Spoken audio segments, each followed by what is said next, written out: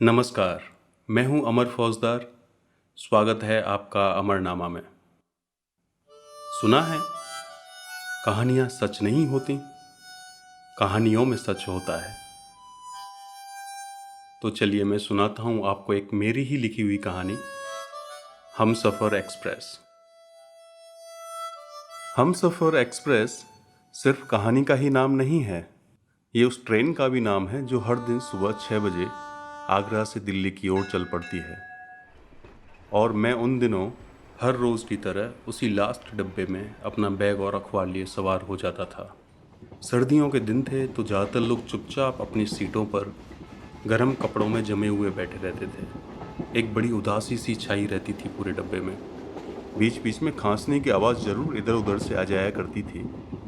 मैं हर दिन सोचता था, जब लोग ट्रेन में भी दुनिया भर की बेमतलब की बातें नहीं करते हैं तो वो एक दूसरे के चेहरों को क्यों ताकते रहते हैं। पता नहीं क्या नज़र आता है इन चेहरों में, या फिर एक दूसरे के चेहरों को पढ़ने की कोशिश करते हैं कि कैसे भी पता चल जाए कि सामने वाले की ज़िंदगी में क्या चल रहा है।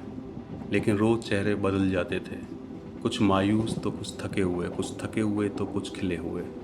कुछ वैसा ही मेरे अखबार की खबरों का हाल था। कभी कभी तो लगता था गलती से कल का ही अखबार दोबारा पढ़ रहा हूँ। मथुरा पहुँचते पहुँचते थोड़ी बहुत हलचल होनी शुरू हो जाती थी। मथुरा स्टेशन का गुड्डू हलवाई अपने गरम गरम समोसे और मोटा सा पेट लेकर ट्रेन रुकते ही डब्बे में चढ़ जाता था। मेरे 2 समोसों का नाश्ता फिक्स था। मैं हर दिन सोचता था कि कल से मैं ये समोसे नहीं खाऊंगा, क्योंकि थोड़ा सा पेट मेरा भी निकलने लगा था। लेकिन ये ठंडी ठंडी सर्दी और गर्मा गर्म समोसे का प्यार, हाय, आदमी अपने आप को बचाए भी तो बचाए कैसे। इन्हीं अनजान चेहरों में से 2 चेहरे ऐसे भी थे जो चुप रहते हुए भी एक दूसरे से बातें कर लेते थे। अब ये ज़रूरी तो नहीं कि बात करने के लिए बोला ही जाए।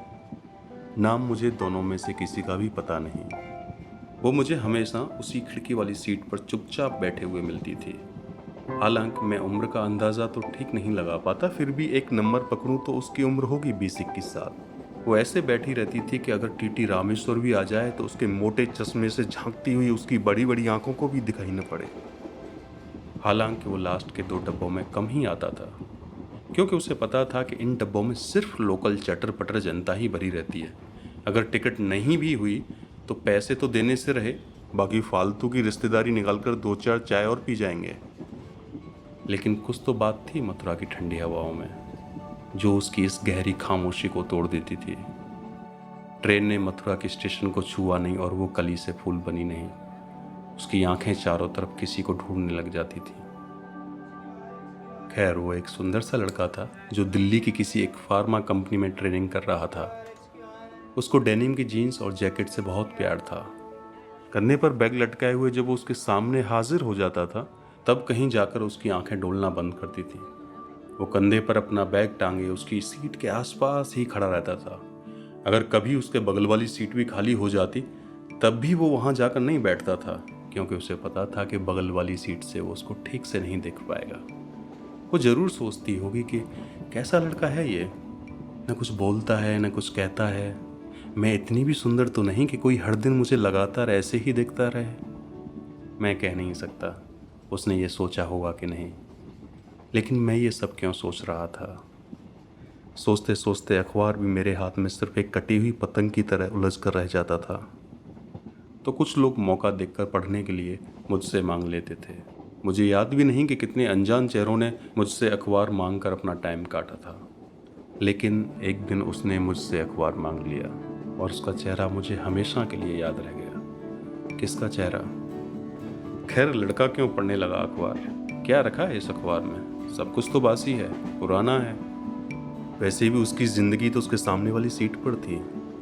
अब 2 लोगों में जो बातें बिना बोले हो सकती हैं, उनको लिख कर क्या फ़ायदा। वैसे कभी न कभी आपने भी तो बातें की होंगी जब आपने बहुत कुछ कहा होगा लेकिन बोला बिल्कुल भी नहीं होगा। बस ऐसी ही कुछ बातें चल रही थी उनके बीच।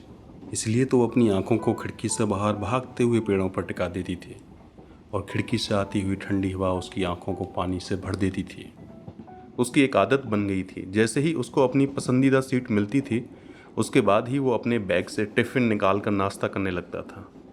लेकिन जिस दिन वो नहीं आती थी उस दिन न तो किसी सीट का उसके लिए कोई मतलब रह जाता था और न ही वो टिफ़िन बैग से निकलता था। और जब एक दिन उसके सामने वाली सीट को लपकने के चक्कर में उसकी डेनिम की जैकेट उसके हाथ से फिसल कर नीचे गिर गई तो उसने तुरंत उठाकर अपनी गोद में रख ली थी। सीट मिलने के बाद जब वो अपनी जैकेट इधर उधर देखने लगा तो जैकेट उसकी गोद में रखी हुई थी और वो खिड़की से बाहर देख रही थी।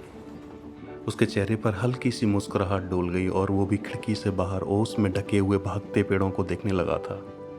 अब दोनों में से कोई भी एक दूसरे को नहीं देख रहा था। शायद आज उस दुनिया ने जन्म ले लिया था जो इतने दिनों से एक दूसरे के दिल में कहीं बहुत ही गहरे और गुप्त अंधेरे में बसी हुई थी। और उस दिन आखिरकार लड़के ने भी अखबार मांग ही लिया। थोड़ी देर वो अखबार को इधर उधर पलटता रहा। इतने में उसका स्टेशन आ चुका था। उसने अपना बैग उठाया और साथ ही गोद में रखी जैकेट। बाकी के वही तमाम अनजान चेहरे, कुछ मायूस तो कुछ थके हुए तो कुछ खिले हुए, स्टेशन पर उतर रहे थे और चढ़ रहे थे। बीच बीच में ये चाय चाय का नाद करते हुए चाय वाले लोगों को उल्टी सीधी चाय पिला रहे थे। उस लड़के ने जल्दी से अपने बैग से एक पेन निकाला और अखबार पर कुछ लिख दिया। मैं ये सब देख रहा था और अब तो मुझे भी उस ख्याल से छुटकारा मिल गया था जो बार बार इन चाय वालों की तरह बीच बीच में आकर कहने लगता था कि यार त्रिपाठी, तू पागल है क्या? तुझे क्या लेना देना किसी से? अरे जिसको जो करना है करने दे। लेकिन अब बात दूसरी थी। मेरे 2 रुपए का अखबार उनके तार जोड़ रहा था। उसने अखबार पर अपना नंबर लिख दिया था। वो बैग और जैकेट के साथ अखबार को भी उठाकर डब्बे से बाहर चली गई थी। बेचारा लड़का थोड़ी देर खड़ा होकर सोचता रहा, लेकिन फिर उसने भी वही किया जो लड़के करते हैं। वो भी उसके पीछे पीछे चला गया था।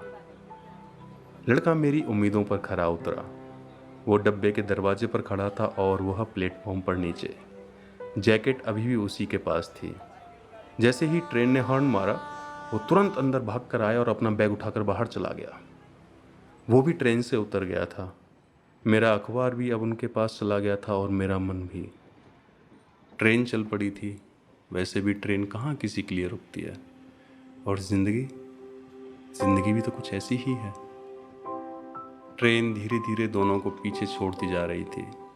मैं उतर जाना चाहता था लेकिन उतनी हिम्मत न कर सका। वो कह रहा था, कभी फ़ोन करना मुझे, तुम फ़ोन करोगी ना?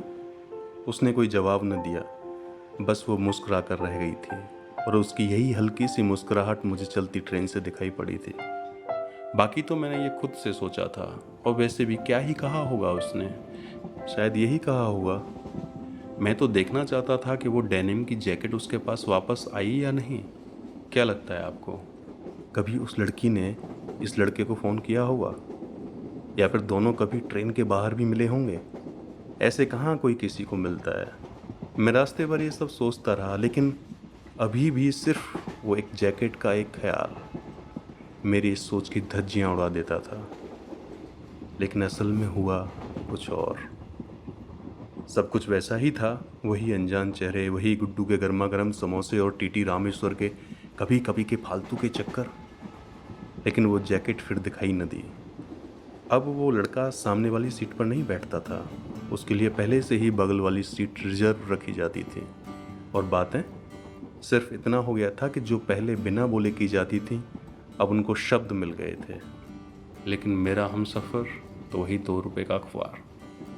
सिलसिला चलता रहा, लेकिन न वो जैकेट मुझे दोबारा दिखाई दी और न ही मेरा मन उस जैकेट से निकल पाया था। मैंने अपने मन को समझा लिया था, शायद होगी उसी के पास, लेकिन अब क्या फ़र्क पड़ता है, किसी के भी पास हो। मैंने भी अब समोसे खाने बंद कर दिए थे। लेकिन उधर तो अब टिफ़िन एक था और नाश्ता करने वाले 2। नाश्ता करते कराते उसका स्टेशन आ जाता था और वो बड़े दुख के साथ स्टेशन पर उतर जाती थी। और वो कुछ मायूस सा कल फिर से मिलने की उम्मीद के साथ चुपचाप उसी खिड़की वाली सीट पर जा बैठता था। अब तो मुझे ये चाय चाय का नाद करने वाले चाय वालों को देखकर बड़ा अपनापन सा महसूस होता था। लेकिन ये सब बहुत जल्दी में रहते थे। वैसे भी कहाँ कोई बहुत देर तक ठहरता है। एक न एक दिन तो सब चले ही जाते हैं। अचानक से उस लड़के का दिल्ली जाना बंद हो गया था। मैंने सोचा शायद उसकी ट्रेनिंग ख़त्म हो गई होगी और वो वैसे ही उसी खिड़की वाली सीट पर चुपचाप बैठी रहती थी। न तो उसकी आंखें अब किसी को ढूंढती थीं। कितना भी भागते हुए पेड़ों को देखे, कितनी भी ठंडी हवा उसकी आंखों से टकराए, लेकिन पानी की एक बूंद तक उसकी आंखों में दिखाई नहीं पड़ती थी। कई बार मेरा मन होता था कि जाकर पूछ ही लूं कि वो कहाँ चला गया है, कहीं कुछ गलत तो नहीं हो गया। अजीब अजीब से ख्याल मेरे मन में दौड़ जाते थे, लेकिन अंत में फिर वही ख्याल आकर थोड़ी शांति देता था जो कल तक मुझे परेशान करता था कि यार त्रिपाठी, वैसे भी मुझे क्या लेना देना था किसी से। धीरे धीरे सब कुछ मेरे अखबार की खबरों की तरह पुराना होता जा रहा था। लेकिन फिर से एक दिन वो उसी जैकेट को अपनी गोद में लिए हुए बैठी थी और तुरंत सब कुछ ताज़ा हो गया था। जैकेट को देखते ही फिर से मुझे गुड्डू के गर्मा गर्म समोसे याद आने लगे थे। ट्रेन धीरे धीरे मथुरा स्टेशन को छू रही थी और बिल्कुल पहले की तरह उसकी आंखें फिर से किसी को ढूंढ रही थीं। वो अपना वही बैग लटकाए इतने दिनों बाद वापस लौट आया था। मैं पता नहीं क्यों खुश था। गुड्डू हलवाई अपने मोटे से पेट के साथ गर्मा गर्म समोसे लेकर डब्बे में चढ़ आया था और मैंने फिर से वही 2 समोसों का नाश्ता किया था। आज जब उसने मुझे समोसे दिए थे, एक अलग सी चमक थी उसके चेहरे पर। पहली बार मैंने उसको इतना खुश देखा था, या फिर मैं खुश था शायद, इसलिए लग रहा था। वो उसकी सामने वाली सीट पर बैठा था। दोनों एक दूसरे को बीच बीच में देख लेते थे। बातचीत भी हो रही थी, लेकिन शब्द फिर से गायब थे। उसने अपने बैग से एक पेपर निकाला और कुछ लिखने लगा था। वो वैसे ही चुपचाप जैकेट को अपनी गोद में लिए बैठी रही थी। ट्रेन ने धीरे धीरे अपनी जगह से हिलना शुरू कर दिया था। उसने वो पेपर उसकी सीट पर रखा और बैग लेकर बाहर चला गया था। वो देख रही थी और देखती रही। मैंने देखा वो नीचे प्लेटफॉर्म पर खड़ा इंतजार कर रहा था। किसका? पता नहीं। इतनी देर में एक साधुओं का झुंड आकर डब्बे में भर गया। दुनिया भर की गठरियां बांधे वो अपनी यात्रा कर रहे थे। सीट हथियाने के चक्कर में वो पेपर उनके पैरों तले कुचल दिया गया था। वैसे उसने भी इस पेपर की कोई परवाह नहीं की थी। शायद अब उसको पता था कि उसने क्या लिखा होगा, या फिर वो पेपर अब कोई मायने नहीं रखता था। मैं पिछली बार हिम्मत नहीं कर पाया था, लेकिन आज मैं फिर से अपने आप को कोसना नहीं चाहता था। इसलिए मैंने जल्दी से समोसे ख़त्म किए और अपना अखबार और बैग लेकर मैं ट्रेन से उतर गया था। हम दोनों एक दूसरे के बगल में खड़े थे और हमारी आंखों के सामने से ट्रेन धीरे धीरे हमें छोड़ती हुई दूर निकल गई थी। खैर, ट्रेन कहाँ किसी के लिए रुकती है। उसने मेरी तरफ देखा और मैं हल्के से मुस्कुराया। मुझे लगा वो भी यहाँ से चला जाएगा, लेकिन उसके पैर जम गए थे। कुछ देर हम यूं ही चुपचाप खड़े रहे। फिर एक चाय वाला चाय चाय का नाद करते हुए पास से गुजरा, तो इस नाद ने हमारे बीच खड़े सन्नाटे को तोड़ दिया था। मेरे मन में आया कि मैं उससे पूछ डालूं कि ये सब कैसे हो गया है। नहीं तो 2-4 दिलासा भरी बातें ही बोल दूं कि अरे कुछ नहीं है, ठीक हो जाएगा, क्योंकि सब कुछ एक न एक दिन तो ठीक हो ही जाता है। और मैंने पूछा, एक्सक्यूज़ मी, दिल्ली के लिए कोई दूसरी ट्रेन आने वाली है क्या?